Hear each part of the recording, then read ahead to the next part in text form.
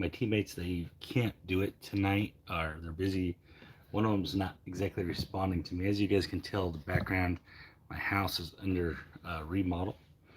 Uh, we have stuff everywhere, so that's what's going on here. It's late here, so that's another thing. I am going to do the primetime teaser video tonight. That's what I'm doing now. And thank anybody that's going to watch for tuning in. Uh, Yesterday, my craps recap video thing, I think some people didn't care for it. That's fine. It was my opinion, still my opinion. But anyways, week 16 in an 18-week season, which is new for the NFL. It's definitely different having that extra game. It matters a lot this year because the parity is so crazy, right? The parity in the NFL this year is unlike any other year in modern NFL times, right? In hello Todd, how are you, buddy? In modern NFL, when the teams, normally you have like front runners that are clearly out front of everybody. This year's not so much that way. I do think any team that gets in the playoffs can win this year, which is unique. It's a very unique situation, unlike other times, unlike other seasons. Uh, Generally, that's bad for bettors, but I've actually done pretty well. So yeah, you're working too much. So again, I don't know. When there's a lot of parity, one of the things you should do is you should play a lot of teasers when there's a lot of parity because the teams are so close usually. But you should only do 2 team teasers. Don't do 3 and 4 and 5 and 16. Now, if you're doing a 10-point teaser, you have to do 3. But you just shouldn't. You shouldn't make your parlays bigger than 2 teams. You just shouldn't do it. If you want to make a 4 pick, just make two picks. It's a so much better odds of winning than the 1 4 pick. So again, let's start with Thursday night's game. Thursday night's game is San Francisco and Tennessee. San Francisco's -3 just a second ago when I was looking at it. Over 44. Guys, I'm going to be doing a 10-point teaser on these 3 primetime games. And I know there's some games on Saturday, but I'm not counting them. I'm just counting the normal Thursday, Sunday, Monday. But the San Francisco, Tennessee, both teams need this game. Both teams need this game to stay in the playoffs. Tennessee will probably make the playoffs anyway, whether they win or lose. But they keep falling, and the Colts keep winning, and it's just a bad situation for Tennessee. Tennessee's going to get their players back right at the playoffs, though. So Derrick Henry and all them, they're going to be back. So it's going to be interesting for Tennessee in the playoffs. Not so much right now. They're kind of a bad football team right now without those guys. Well, that's the wrong. They're a very middle of the pack football team. So they're not going to get blown out, but they're not going to blow anyone else out.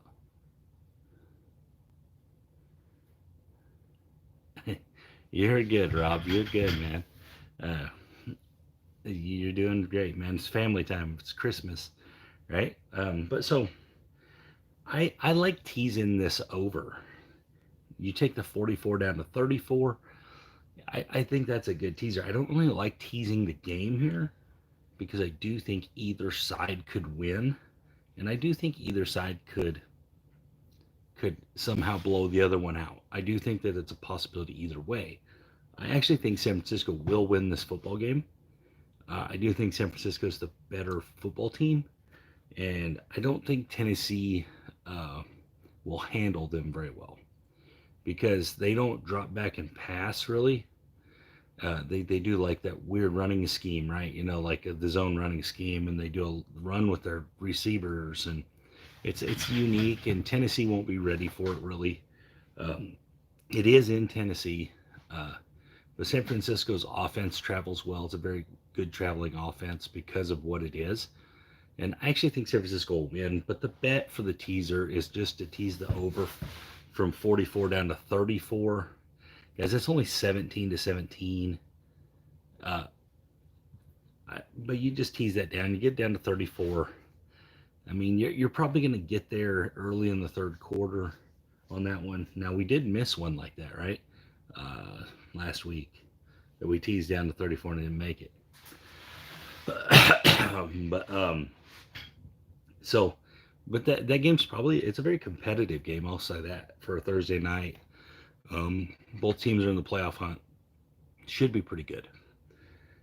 Washington and Dallas. Okay, so they just played 2 weeks ago. Washington got dominated in the game, kind of made it look close at times. Uh, but for the most part, they got dominated in that football game. And I'm not reading nothing into this. The spread is 10.5, and we're doing a 10-point teaser, so I'm just going to take it down. Dallas to win by a half. So as long as Dallas wins, they're going to cover there. I don't really think there's another play there. Like I did think about teasing Washington to 20.5 points. Problem is, I do think Dallas could blow them out. And so I think the safer play is Dallas is not going to lose the football game at home against an inferior team. Uh, the over teasing the over up or down is it was intriguing to me, but Dallas down to just 0.5 to me is the best play. So that's what I like there. There's not a lot to say about that game. It's not evenly matched. Washington is nowhere near as good as Dallas. And Dallas is one of the better teams in the NFL, and they're kind of a dark horse to win the Super Bowl, really. Um, it, if they get on a little roll and they go win one game on the road, they're going to be in the Super Bowl. I mean, they're just pretty good. They're a good football team. Last game, Monday night, Miami and New Orleans. All right, so this is going to be kind of a dull matchup, right? They're not going to be a very exciting matchup here. But New Orleans does something, and the teams that can do this, I like to bet on. The teams that can absolutely stop the run. And New Orleans can do it, Tampa Bay can do it, where they can just eliminate the run from the other team. Puts it all on the shoulders of the quarterback. Good night, Rob. And it makes them one-dimensional. It'll make the Miami Dolphins very one-dimensional and very easy for New Orleans to defend, right? It'll make them very easy, very simple. Very, very easy to defend. And I just like New Orleans. I'm going to tease them from -3 to +7, which is not something that I normally would suggest doing. But I don't like teasing Miami to +13. I don't like that. And I don't like the over and under. The over and under is 39. Tease it down to 29, but New Orleans just played a 9-0 game. Teasing it up to 49, then you could run into the one game where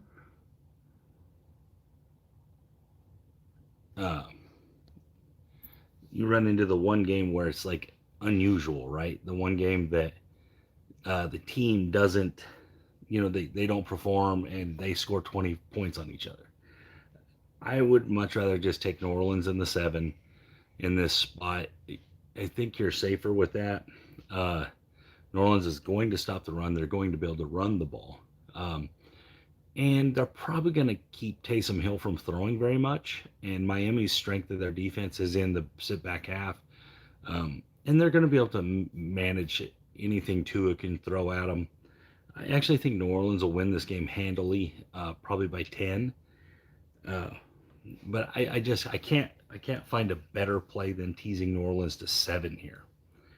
So the overall teaser is San Francisco, Tennessee, 44, tease down to 34 and take the over. Washington, Dallas, -10.5, tease down to -1/2, taking Dallas. And then on the New Orleans, Miami, New Orleans -3, tease to +7, and taking New Orleans. Guys, this is these primetime teasers throughout the course of the year. If you've been following them, they've been pretty good. They've not been perfect by any means, but you're picking 3 specific games, which is kind of tough. But they've been pretty good. It's been profitable for sure. I actually think this one's one of the better ones we've had. I just feel like it fits pretty good. Besides the New Orleans game doesn't fit exactly right, but the other 2 games fit really well. And I really like it. So again, normally I have my other guys here, and they actually sent me their stuff, but I can't look at it because I'm using my phone to film. So I actually can't look at it and tell you what it is right now. I wish they would just log on and type it in. That would help me a lot. Um, that way I wouldn't have to go put it in the comments later or in the description later. But again, guys, this has been pretty good. And for all the people that purchased my package, I'm going to work on it tomorrow. Um, uh, and so I got to have some time. This has been a very busy week for me. I've been at work all week, and at night we've been trying to get these appliances and all kinds of stuff. It has not been working great. So, but I will get it done. And also the games didn't end till Tuesday this week, so I couldn't even those four teams I wouldn't even have statistics on till today. So again, I'll get it done tomorrow, and I'll get it out. The Thursday night game, like I said, if I was just gonna pick that game, I would take San Francisco -3. Actually, I'd probably take San Francisco on the money line. I wouldn't even lay the 3 points. I would just take San Francisco on the money line, and I would bet Debo Samuel scores a touchdown. And that's how I would bet that game. I really wouldn't mess with anything on the Tennessee side, but I definitely would bet Debo to score a touchdown and San Francisco to just win the game. I actually like San Francisco to get in the playoffs and probably break someone's heart. Because they could go, like, for example, San Francisco is a bad matchup for Green Bay. They played once this year and it came down to a last drive by Aaron Rodgers and then a long field goal to win. So, I mean, San Francisco could play with Green Bay, and I could see that happening where they end up going to Green Bay and beat them. I could see them being able to go to Tampa Bay and beating them. Maybe not so much Dallas as much, but even Arizona. I think they could go and beat Arizona. And they're just a very tough out. They're a very tough team to beat. So I like San Francisco's chances. Kind of as like a really long shot Super Bowl play. San Francisco's a pretty good play. Uh, you're probably going to get really good odds on it. Again, will they do it? I don't know. Probably not. But it's a pretty good play from potential. Again, it looks like I haven't looked it up, but they've not all been the same. So I would have to go video by video. Like mine have been different than theirs a lot of the time. So I'd have to go video by video, but I don't know. I would say 65%. I don't know. Maybe better than that even. I'm not even sure. I would have to look at it though. The problem with the Titans choking the division is that they've beat the Colts twice. So if they end with the same record, the Titans are going to get the division there. So that's one of the Colts losing both games to them really hurt them. So I do think the Colts are going to be kind of like San Francisco. The Colts will be the AFC version where no one will want to play them. See, that's a square. That's pretty good. 3,000 right now. That's 30-1. It's pretty good.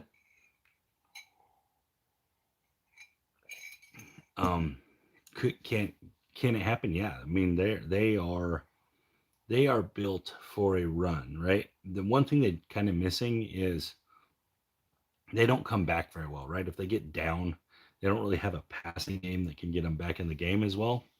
But healthy, they got a top tier tight end. They got one of the better receivers in football.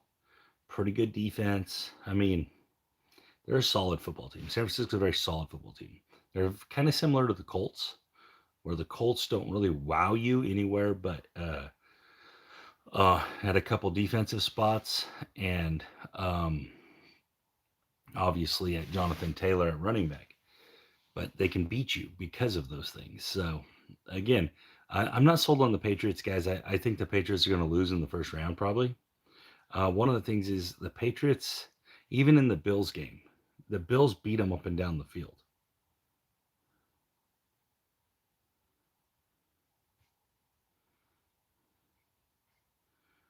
And they lost that game on the scoreboard. And Josh Allen throws the ball into the end zone and they win. And then the Patriots their record's very fishy to me. So I'm not sold on them being a good playoff team. They will be in the playoffs, obviously, but I think they'll lose in the first round. I really do. But it's a good sign. It's a good sign if you're a New England fan that they're already that good. So really good sign. Um, on the other side of it, guys, I think it's Dallas or the Rams on the NFC side. And I know the Green Bay guys are going to be like, but Green Bay's record's very fishy too. If you look back, there's definitely some games that they won on the scoreboard, but they didn't win on the field. Um, and I don't think that translates. And they're going to have home field advantage. And Aaron Rodgers is 0-4 in AFC title games or NFC title games. Sorry, he's 0-4. So uh, again, I just don't. I mean, well, he's won the one, but what I'm saying is he's lost four in a row. Sorry, Aaron Rodgers lost four in a row, guys. Four in a row in the NFC. Okay, so there's their primetime teaser, guys. That's Rob and Jake's. They put them in the comments for me, so if you guys are watching and you care, that's where they're at. Um, yeah, again, they differ from mine. So this is very normal. We don't always agree on these things a lot, um, and so again, uh, usually I play all three of them. I probably won't look back to play their two this time, uh, but I'll definitely play mine. I always play mine. In fact, I'll enter it right after the video. That's what I always do. But one of the other things I wanted to talk about really coming up is that anyone that hasn't purchased my package but is interested, uh, anyone that hasn't purchased my package but interested, I'm going to come out with a playoff package. So it'll be for all the playoffs. It'll go to my website and you can purchase it on my website. I'll get an email address from you, and that's how I'll send it to you. It'll be full workups for all the games. It'll be the bets I'm going to make. It'll be what my computer model says about them. Playoff games are a little different. There's a lot more information on them usually, so you can look at different things. But it's going to be available on my website, wagermethis.com. And I'm not going to do it until I know the playoffs are set, right? So it's going to be that week because I can't really do it before that because I got to know who's playing. And I'm going to put it out there, and you could purchase it. You're going to get all the playoffs all the way through the Super Bowl for one price. And all you have to do is give me your email address, and I'll send the stuff to you. Guys, between my computer model, between my knowledge, between my buddies and their knowledge, do pretty good. Pretty good. Stay away from teasers. Stay away from parlays. That's one of the things that kills people's ability to win money sports betting is they play parlays. Stay away from them. I know I've repeated this about a million times, right?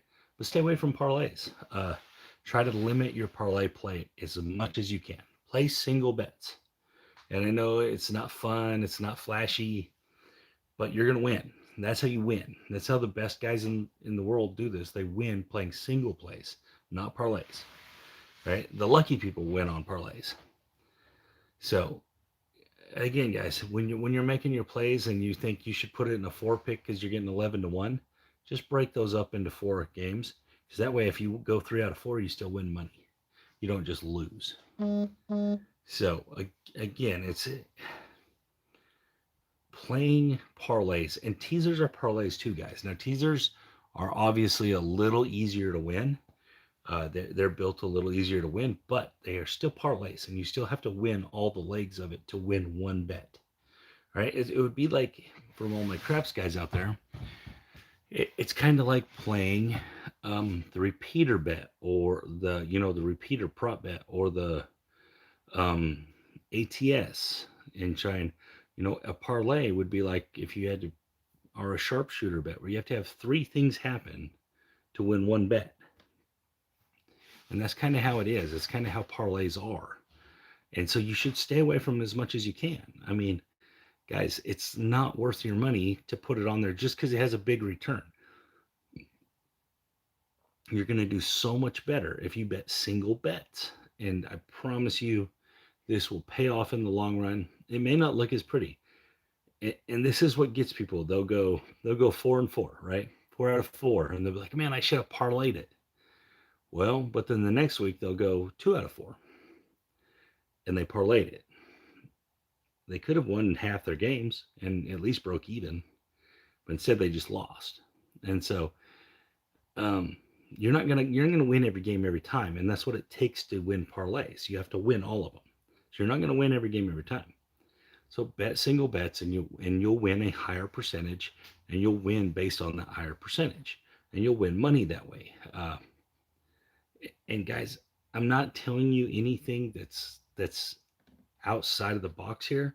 This is how the pros do it. They bet single bets and they do their research and they put their time in and they get their money on the best play they got. And that's how they win money. They play one play. They only want one thing to happen. That's all they care about.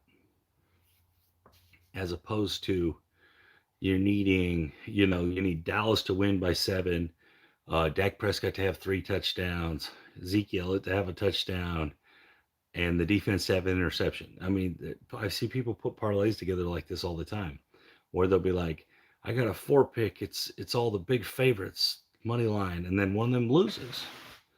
I mean, it's guys. This happens. This is the NFL. Nothing is for sure in the NFL. But the one thing I do know for sure is if you play parlays all the time, you're probably going to lose your money. I'm not saying you'll never have a big win. You will. You'll have every now and then you'll have a really big win. But you'll lose your money. Over time, you'll lose. If you play single bets and you do the exact same research and the exact same effort into it, over time you'll probably win. And it's the nature of it. Okay, so round robins are fine. Round robins are fine to play them because round robins are essentially single bets in a way, so they're fine to play them. But the thing with round robins, in my opinion, I've had 2 pretty bad losses on round robins, where if you just play the single games, you're going to do better over time. Any of the bets that are offered, there's a reason they're offering them. Most of the time it's because, like teasers, right? They're giving you the extra points, but then they cut way down on your payout. And so a lot of people say, well, I'm going to tease it, but I'm going to put 6 teams together so I get my payout back up. Well, you're probably better off just betting those 6 teams individually, and you're probably going to do better over time.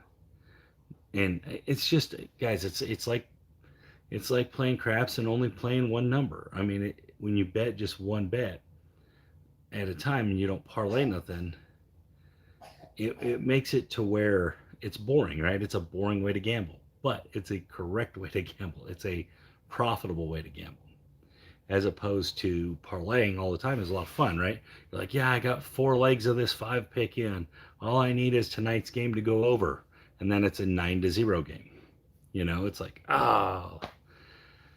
And so instead of being 4 out of 5 for the day and being up, whatever you're up, you're 0 for 1.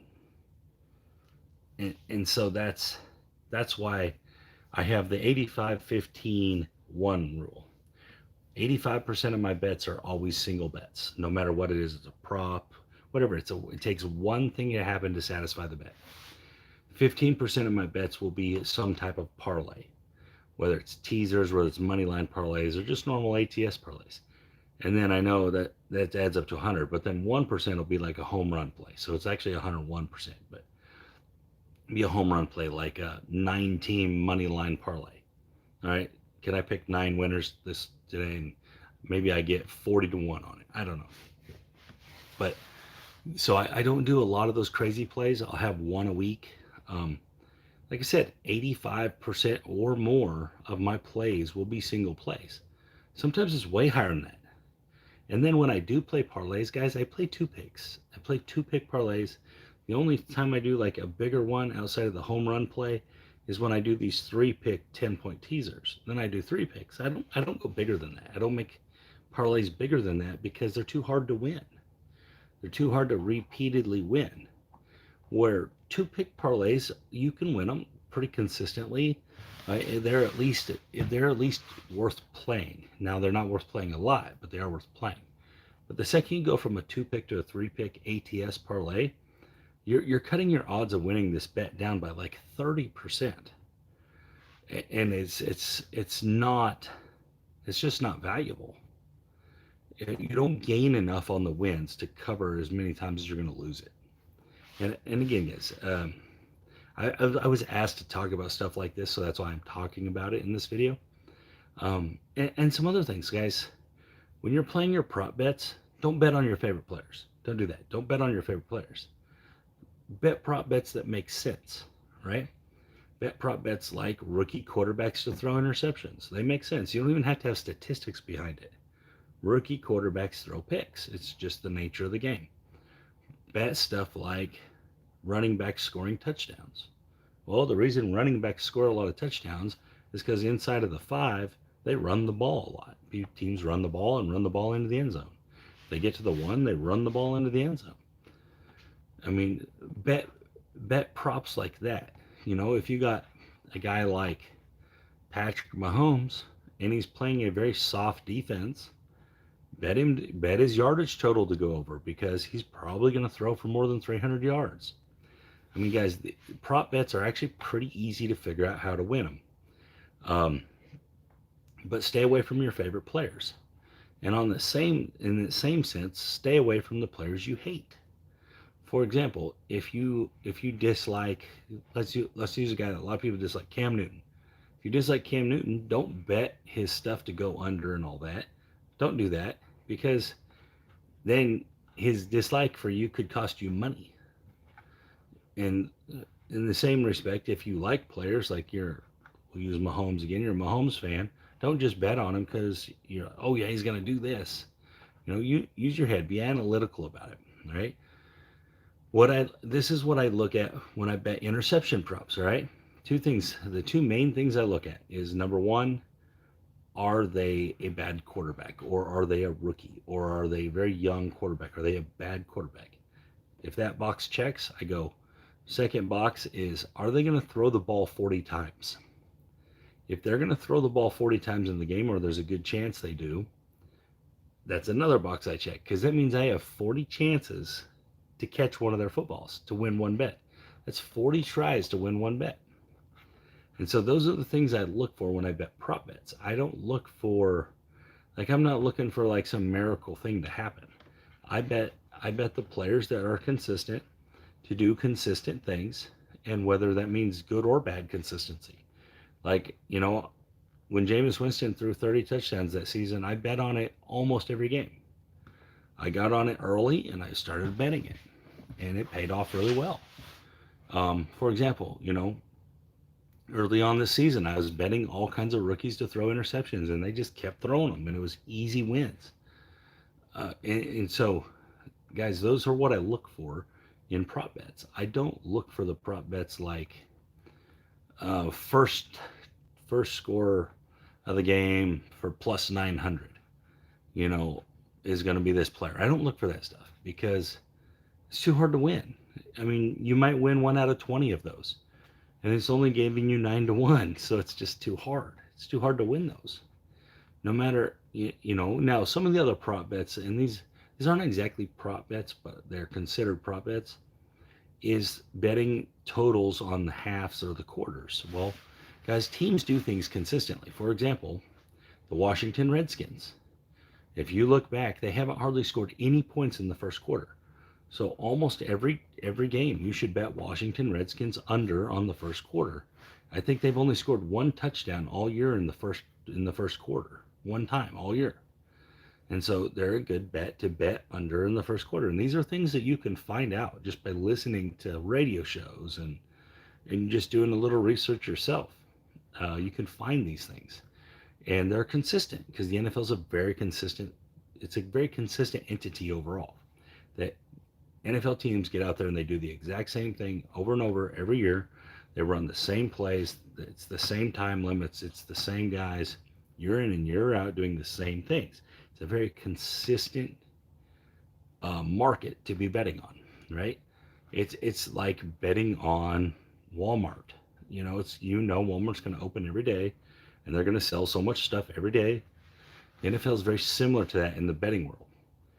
These teams are going to do the same stuff every time. There's the few anomalies that bounce up and down, but the huge majority of the time they stay within a very small variance, and you can bet that way. That's the things that makes teasers valuable, is the very small variance in the NFL. And so, in the NFL, your 10th best team is not all that much better than your 20th best team. I mean, you're talking 3 points. And so let's think about, okay, so the 10th best team in the NFL is probably San Francisco, maybe, right? Someone like that, San Francisco, maybe Cincinnati, those teams right on the edge of the playoff type teams. Your 20th best team in the NFL is probably Denver, Oakland, maybe a team like Seattle. Seattle has a bunch of losses when Russell Wilson wasn't there. So you see, they're not all that different. They're not all that far apart, those two teams, from 10 to 20. Now, obviously, the top 5, the top 6 teams are significantly better than the bottom 6 teams, right? They're going to be a lot better. Now, but when you get in that middle section, 20 to 10, they're all pretty similar. They're all pretty equal. And so you can bet those teams on teasers. You can take the points on the teasers a lot of times. And it's almost like you don't even have to think about it too much. You get 2 evenly matched teams and you tease the points, you're going to get a lot of wins that way. And so, for example, San Francisco, Tennessee. The smart plays on teasers are to tease the Tennessee side if you're going to tease a side, right? Because you're teasing to get more points. You could go from 3 to 9 or 3 to 13. Very evenly matched teams. Another one this week is like we got the Raiders and Denver playing. Whoever's getting points, you should probably tease them. I mean, it's just when you have evenly matched teams, it's best to just tease the points. We saw San Francisco and Cincinnati play a couple weeks ago. If you just teased the points, you won the game. I mean, it really didn't have all that much. It just had to do with how evenly matched the teams are. And that happens even at the upper levels of it, right? If you tease the points in the New England Buffalo game, you won. If you tease the points in early in the year in the Baltimore and Kansas City game, you won. I mean, teasing the points most of the time is the right play. Teasing the points to make more points. Now, if the teams are heavily separated, for example, teasing a team that's favored or an underdog by 10 to 16 is not as good as teasing that favorite down to 4. You understand what I'm saying? Because that's too big of that they're too separated. Now, does it happen? Sure. The Saints just beat the Bucks and they were 11-point underdogs. Outright beat them. Shut them out. Now, should they have been 11-point underdogs? Absolutely not. That was a terrible handicap by whoever put it out. That game should have been a 3-point spread, and the Bucks still would have not covered. I mean, Tom Brady has beat New Orleans one time. It was in the playoffs last year, and all the times he's been a Buck. New Orleans just understands how to beat them. So, again, it's one of those situations where it's just a knowledge level thing. Sometimes it doesn't really matter what the stats or anything say. Sometimes it's just about a situation. It's just a situational win. It happens all the time. Happens all the time. Situations dictate outcomes of football games. These last couple games on Tuesday, COVID dictated kind of why those games were won or lost. I mean, Washington definitely was in the game, but you could tell as the game went on that they weren't as good without all their good players. I mean, The Seattle and Rams game, that was just a rivalry thing. It stayed close when it probably shouldn't have been. But Seattle obviously missed Lockett, right? Lockett not being on the field was a big deal. So, again, there's situational stuff that sometimes that's just all that matters. It doesn't matter really at all what else is going on in the game, what the statistics say. Sometimes it's just the situation. And I mean, you can bet on it. You can bet on it religiously, and you'll win. It's good trends. Go Rams. I like the Rams, guys. You know I picked the Rams at the beginning of the year to play against Kansas City in the Super Bowl. I still think that. I still think that's the play. Kansas City has a bunch of guys out on COVID this week. It's Kelsey and Hill, by the way. Uh, they play Pittsburgh, which is if you're going to play a team. Hey, G Dub. If you're going to play a team this week that and you don't have your two stud offensive players, Pittsburgh's the one to play because they don't score. So you're not going to have to score a ton of points to win. So they're the one to play. They're good on defense, though, so that's going to be an interesting one. That Kansas City Pittsburgh is going to be very interesting if both of those guys are actually out by game time and they're still out, which I think Hill or one of them I think can't come back. He doesn't have a chance, and maybe one of them does. But either way, it looks like they're both not going to be there. So other guys are going to have to step up, and can Mahomes get it done without them? I mean, without both of them. I don't know that he's ever played without both of them. Maybe inside of a game, but I don't think to start a game, if I remember right. Maybe he has. But yeah, so we'll see what happens in that one. I'll still probably be on the Kansas City side. Just depends kind of how the numbers work out and what I decide that Hill and Kelsey are worth. I haven't seen a lot of action without them, so I don't really know. Hey, Kip and Jake. But I do like, I think it's fun when weird stuff happens.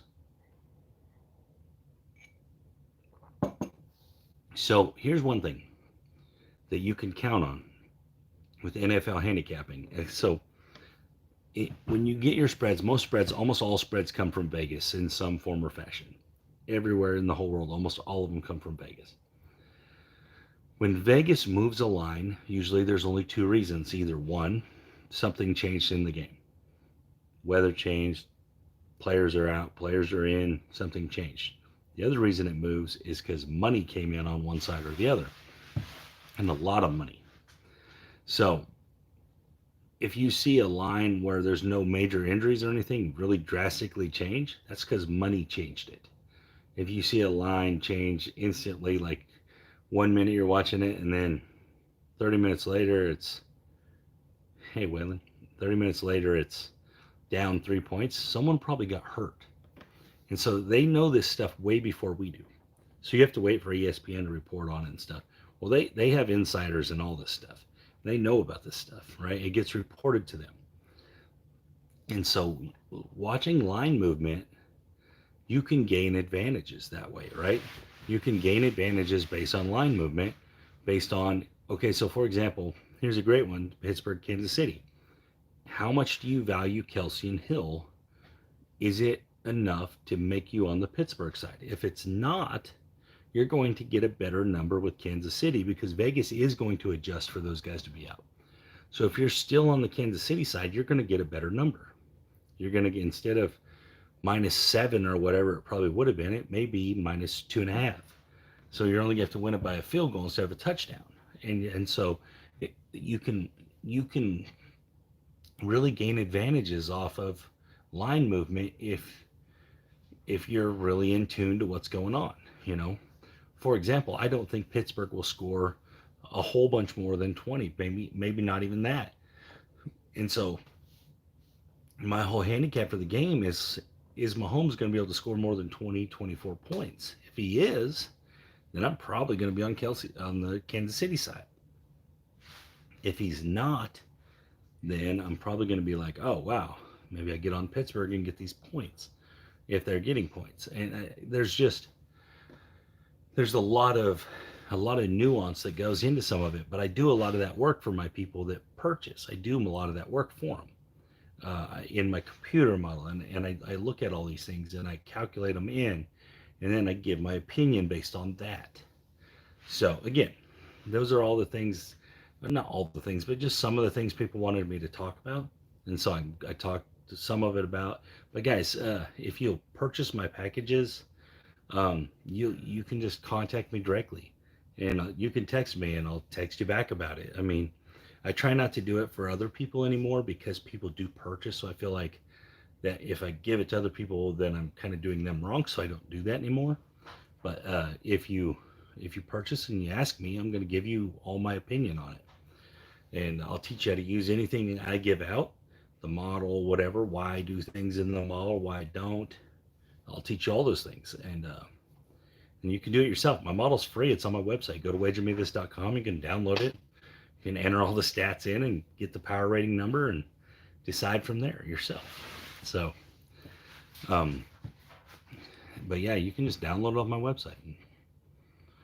I don't have anything that I feel like anyone else can't do outside of my knowledge inside, right? The knowledge I've learned over years of doing this is where I feel like most of my value is. Because my computer model is not, it's not all that special. It's not like something that you couldn't develop yourself. Because that's how I did it. I mean, I had a guy that I learned from, and part of it was stuff he taught me, and then part of it was stuff I added. Thank you. Thank you, Waylon. Um, so again, you can download it and do it yourself. I mean, lots of people have, and a lot of times they'll ask me, well, how does this actually work? And so, because it's just what it is, right? It's just the spreadsheet, and you enter the stuff, and it gives you a number at the end. So then I have to explain what those numbers at the end mean, but I will if you ask. So, yeah, but it's not hard, guys. It's not hard. Most of sports betting, especially on the NFL, is just trusting your eyes, trusting what you see, trusting what the statistics say, and trusting if you have a trend that's a good trend, trusting it and believing in it and believing in yourself to keep repeatedly making these bets that are positive EV bets. Because yeah, you might lose some of them, but over time, if you make consistent bets and you do it the consistent way, and you do it correctly, and you don't get outside of your box, and you don't start betting on your favorite team and all those kind of things, over time you'll win money. You'll eventually start getting to where you're really in tune with it, and you can pick winners, and you can pick teams that are the right side. Sometimes, guys, sometimes you can bet the right side of a bet and still lose. Sometimes you can be on the right side of a bet and still lose. Everything says it's the right side, and it still goes wrong. It happens, right? You can make the correct bet and lose, and that's a thing that handicappers learn. So, and good sports bettors learn that sometimes you make the right bet and still lose, and you have to accept. It's like poker, right? You made the right play, but the guy drew out on you. Don't get worried about that, because you can make that same play 100 more times, and you're going to win at 80 of them. It's the same thing in sports betting. Make the correct bets, make the correct plays over and over and over, and you'll win. Now, you may not win every game, obviously, but you'll win a high enough percentage to be profitable. And that's all it is, really, guys. It really is that simple. Stay away from your heart. Stay away from anything your heart's involved in. And guys, a lot of people think that just means their favorites. It also means the ones you hate. So in the NFL, is very polarizing for people, right? So a lot of times, if, for example, if you're a Buffalo fan, you hate New England. You know, if you're a Chicago fan, you hate the Green Bay Packers, right? So that means you shouldn't be betting with or on or against the Green Bay Packers unless you've trained yourself to look at it from a non-biased standpoint, unless you've trained yourself in that. So, guys, I'm a huge Bronco fan. I bet against the Broncos all the time. All the time. I bet against them all the time. And why? Because the numbers tell me to. That I don't have that affinity anymore. But at first I had to learn it. I had to train myself into that.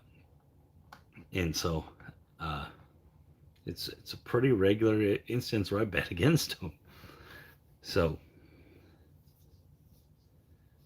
you hate the half point they always put out there? Half point creates a winner or a loser. Tying sucks. So, and a lot of times spreads tie. if they're not a half point. The half point, I mean, as value when they put it on the football numbers, your 3.5s, your 7.5s, stuff like that. There's value to it. You got to watch out. Is that half point too much? Don't convince yourself that the half point don't matter. It does matter. So if you think the team's only going to win by 7, don't bet them at 7.5. Take the underdog, tease that underdog, or tease that favorite down. You know, if you think it's going to land on 7, trust what you think. That's another thing is trust it. Trust it. If you think it's a 7-point game, believe that it's a 7-point game. Trust it. I mean, guys, the people that get my breakdowns, sometimes I break the games down exactly how they happen. And this is days before the game happens. Guys, on the Seattle Tennessee game earlier this year, I nearly called the final score. And in my breakdown, I literally call how the game went. And it was nearly 5 days before the game was played. And I do this about once or twice a week. My breakdown hits dead on how the games get played. And why is that? It's not magic. I'm not guessing. It's the repeated consistency of the NFL. It does the same thing over and over. Players do the same things over and over. So I'm just judging that consistency and be like, well, I think this is going to play out this way. And a lot of times it does, because it's just consistency, like anything else that's physical, that has, you're doing something for another outcome. If you swing a hammer at a nail and you don't ever look at the head of the nail, you're going to consistently miss it. But if you stare at the head of the nail when you're swinging the hammer, you're going to consistently hit it. I mean, it's just consistency. It's just understanding what's going on and understanding that the process is going to repeat. And that's really all that is when I guess the game's right. I'm not a huge college football handicapper. I do have some opinions on the college football play, so I'll talk about that right now. Number one, this is kind of my thing is, while I do like Cincinnati, I do think Cincinnati is a good football team, really good football team. They're overmatched, right? The thing about college is that the good teams stay good because of recruiting, right? It's all in the recruiting. When you're Alabama and you can recruit 25-star athletes every year, and you're Cincinnati and you're lucky to get 1 5-star every 5 years, right?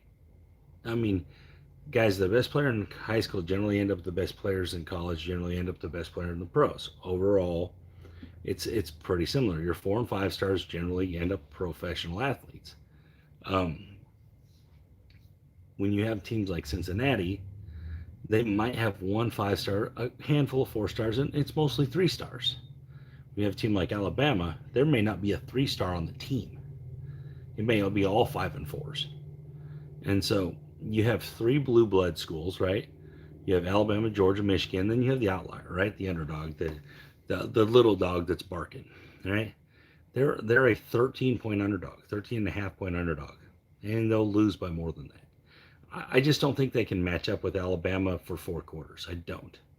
I think Alabama, it may look good early, like it may be one of those deals where they jump up 14-3 or something on Alabama, and then by the 4th quarter it's 41-20.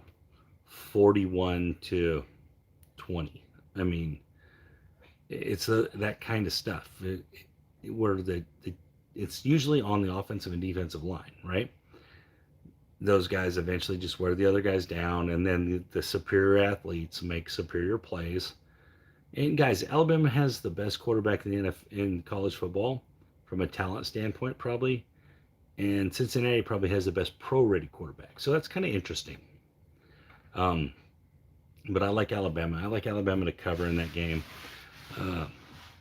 There's not a lot that would get me on the other side. I just think they're overmatched. I do love that they're in there, though, because they deserved it. They didn't lose a football game. They deserve to be there.